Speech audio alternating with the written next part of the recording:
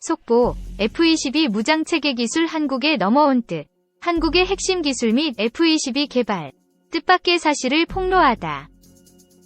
한국 방산업체 관계자가 미국 첨단 전투기와 미사일 드론 등을 제어하는 기술을 빼돌린 혐의로 미국에서 기소된 것으로 확인됐다. 미국의 소리 VOA 방송은 8일 현지 시각 두 곳의 미국 방산업체로부터 취득한 기밀 정보를 한국으로 빼돌린 혐의로 한국 방산업체 임원 박모 씨가 미 법원의 확정 판결을 앞두고 있다고 보도했다. 본지가 입수한 박 씨의 기소장에 따르면 박 씨는 2007년 9월까지 미국의 A 방산업체에서 전투기의 무장체계 소프트웨어 시스템을 개발했다. 또 2007년 10월부터 2008년 10월까지 B 방산업체에선 미사일 등과 관련한 소프트웨어 개발 업무를 했다.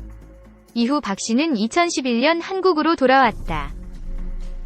박 씨가 관여했던 미국 방산업체의 기술은 기밀사항으로 미국 이외로 가져나갈 수 없는 것이었다. 미 검찰은 박 씨가 빼돌린 기술이 미사일과 로켓, 어뢰, 폭탄을 제어하고 비행기의 정렬과 관련된 기술이라고 설명했다.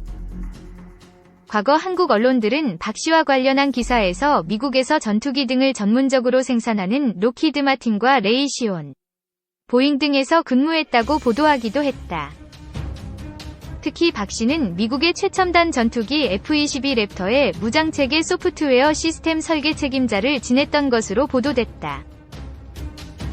이를 볼 때 기소장에서 명확히 설명을 하지는 않았지만 박 씨가 A사에서 가져온 무장체계 관련된 정보는 F-22 랩터와 관련됐을 수 있다. 한국으로 돌아온 박 씨는 2011년 11월 N사를 세웠다. 이 회사는 미국의 군사기밀과 관련된 업무를 하는 회사가 아니었다. 그러나 박 씨는 2014년 11월 의도적으로 한국항공우주산업 KAI 관계자에게 기밀이 포함된 프리젠테이션을 진행했고 이때 미국 A사로부터 획득한 정보가 들어가 있었다고 미국 검찰은 밝혔다. 박 씨는 KAI 이외에도 다른 한국의 방산업체들에도 기밀 내용이 들어있는 브리핑을 했다. 미 검찰은 박 씨가 방산업체들로부터 계약을 따내기 위해 이 같은 일을 했다고 밝혔다. 박 씨는 지난해 8월 미 수사당국에 체포돼 지난달 12일 법원에서 미국의 무기수출통제법과 국제무기거래규정 위반한 혐의를 인정했다. 박 씨가 인정한 혐의는 최대 20년이 구금형과 최대 $100만 벌금형에 처해질 수 있다. 그러나 박 씨가 유죄를 인정하고 합의하면서 미국 정부는 징역 36개월 이상을 원하지 않는다고 법원에 의견을 제출했다. 미 법원은 이 같은 박 씨의 유죄 인정에 따라오는 9월 판결을 내릴 예정이다. 이 밖에도 VOA에 따르면 미 법원은 지난달 한국인 사업가 정모 씨가 미국의 군용 전략물자 품목을 구매해 중국 회사에 판매한 기소장을 공개하기도 했다. 정 씨는 군용으로 전용될 수 있는 무선 주파수 증폭기, 전력 증폭기 등을 한국으로 수입한다고 속인 뒤 실제로는 중국으로 수출했다.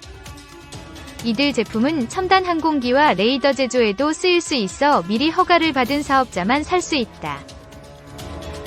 미국 연방검찰은 지난 2014년 정 씨에 대한 공소장을 제출했고 2017년 뉴저지, 2018년 워싱턴 DC 연방법원에 기소한 뒤 사건을 비공개 처리하다 지난 6월 8일에 공개했다. 수사가 이뤄진 지 6년, 기소된 지 3년 만이다.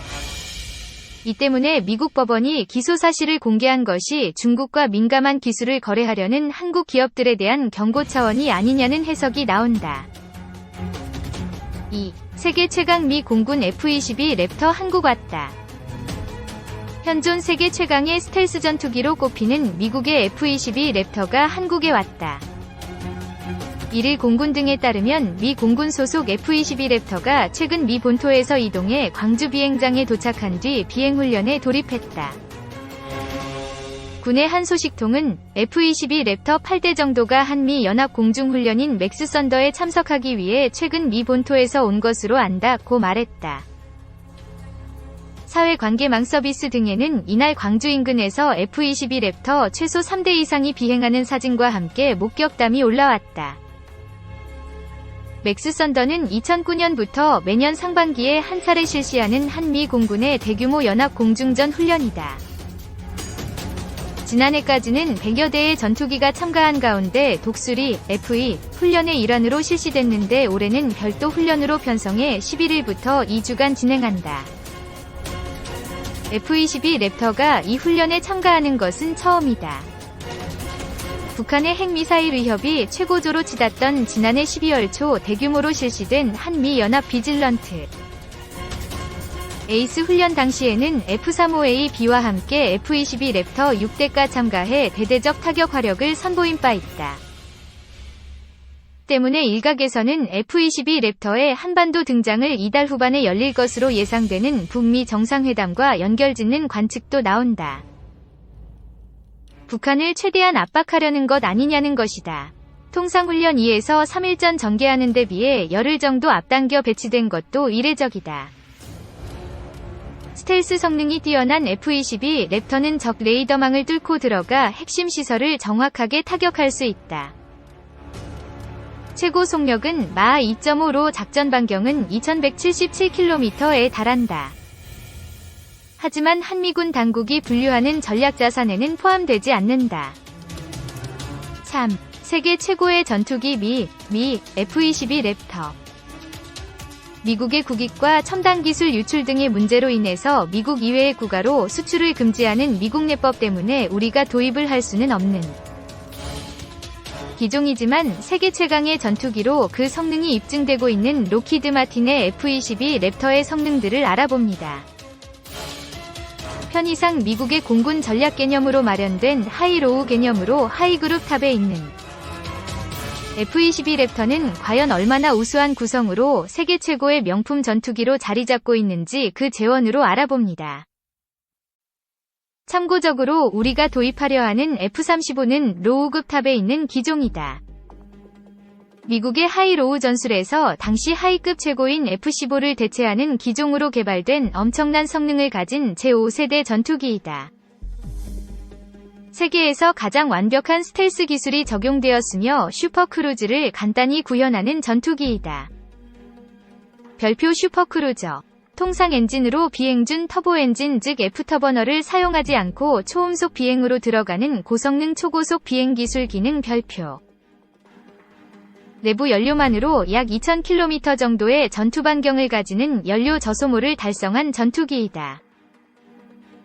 스텔스 기술 적용을 위해서 모든 무장이 내부에 장착되었고 발사 전 무장창이 열리고 발사되는 속도가 고작 2초이며 적기의 레이더에 이 시간만큼 작은 노출이 된다고 보더라도 만약 적이 알아차리고 조치를 취하기에는 이미 늦은 시간으로 볼 수 있다. 우리도 도입하여 사용한다는 AIM-120 암람미사일을 발사할 때 무장창이 열리고 발사한 후 닫히는 데 소요시간은 약 2초로 알려지고 있다. 초음속 상태에서 다른 비행기가 아음 속에서 내는 고기동 테크닉을 가능하게 하는 전투기이다. 강력한 두 대의 엔진은 로켓처럼 수직 상승을 계속하며 F터버너 사용 없이 보통 주행 출력으로 음속을 돌파하여 슈퍼크루즈를 통과한다.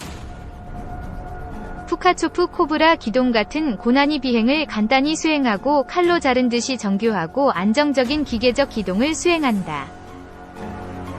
랩터의 엔진은 현재까지 인류가 만든 전투기용 제트 엔진 중에서 가장 강력한 추진력을 뿜어낸다.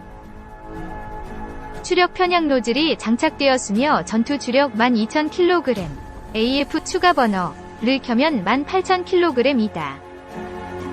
가장 무서운 성능으로 랩터의 레이더는 적기의 RWR에 걸리지 않도록 전파 방사 패턴을 스스로 바꿔가며 전파를 발사한다. 따라서 적기가 레이더 전파로 역추적을 하는 것은 불가능하다. 적기에 탑재된 RWR, 레이더 수신 감시 장치는 적의 조종사에게 자신이 적으로부터 조준 사격, 즉 낙온되었다는 사실을 모르기 때문에 경고할 수도 없고 그 전투기는 느닷없이 피폭되고 만다. 광활한 공중에서 RWR 위 기능이 쓸모없다면 그 전투기는 장님과 같다. 그래서 랩터는 투명망토를 입고 안전하게 적기를 공격하며 적기는 전혀 알아차릴 수도 없이 어디서 언제 날아온 미사일에 맞는지도 모르고 당한다. 다만 랩터를 상대로 전자전을 할 수 있는 성능의 기종은 보잉의 EA-18G 그라울러 정도라고 한다. 알려진 유명한 가상전투 경험의 결과는 놀랍다. 2006년 노던 엣지 훈련에서 F-22와 F-15의 블루포스와 F-15, F-16, A-18, E-3 조기 경보기에 레드포스가 벌인 모의 공중전을 했을 때 전투 성적 결과는 랩터 2대가 무려 241대의 전투기를 격추했다. 여기서 격추된 단 2대의 블루포스, 아군기, 또 F-22가 아니라 F-15였다. 레드포스 적기로 간주한 목표기는 격추 판정 후에도 계속 재부하를 시키고 전투를 계속하게 했으며 블루포스, 아군기는 이를 허용하지 않은 재부활하지 않는 성적이라고 한다.